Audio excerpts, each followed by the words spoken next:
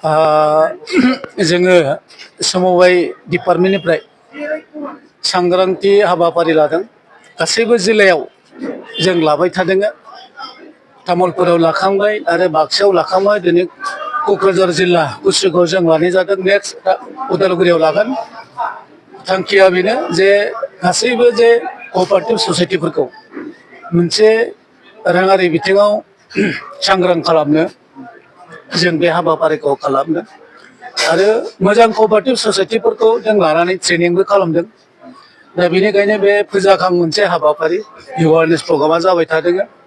जों आसा खालामो फैबाय थानाय समाव बे हाबाफारिया जुदि खालामबाय थानानै दिनैनि बे एटेन्डेन्स बेनो फोरमायो जे नुजाथिनायानो फोरमायो जे बयबो सांग्रांथि दङ आरो फैबाय थानाय समाव बयबो गावनि गाव देहा सोलेर गासैबो राङारि बिथिंखौ राफोद खालामनो थाखाय बाहाय बाहागो लाफैदों आरो जोंबो समबाय बिभाग क'अपारेसन डिपार्टमेन्टनिफ्राय बे हाबाफारिखौ जों मावबाय थादों आरो बियो बिटिआरनि गाहाय मावफुं सोद्रोमा प्रमद बर' सारनि जे एजेन्डा बेनि थांखि बेफोर गासैबो रायजोनि थाखाय मोनसे गोनांथार हाबाफारि आरो बे जोङो जुदि गोसो होनानै मावलायलायोबा जों निस्सय जौगागोन आरो गासिबो बिथिङाव बिटिआरआव जौगानांगौबा एग्रिकालचार एडुकेसन बेफोरबायदि ससाइटि गासैबो बिथिङा सांग्रां जाबासो जोङो जौगानो हागोन। दा बे हाबाफारिखौ मावबाय थादों। दिनै पिग मिसन अमा फिसिनायनि मिसन मोनसे फोसावदों आरो खामानि मावगासिनो दङ।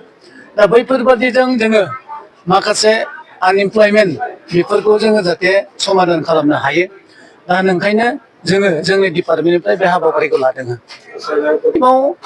क'अपारेटिभ ससाइटि 100थासो फर्म जानाय फैदों आरो बिथांमोननो जों जेसेबां हायो सरकारि भाबे बिथांमोननो अनुदान मा खालामनो हायो। गुबुन गुबुन डिपार्टमेन्टनि जे रिसार्च पार्सन बाव फैदों।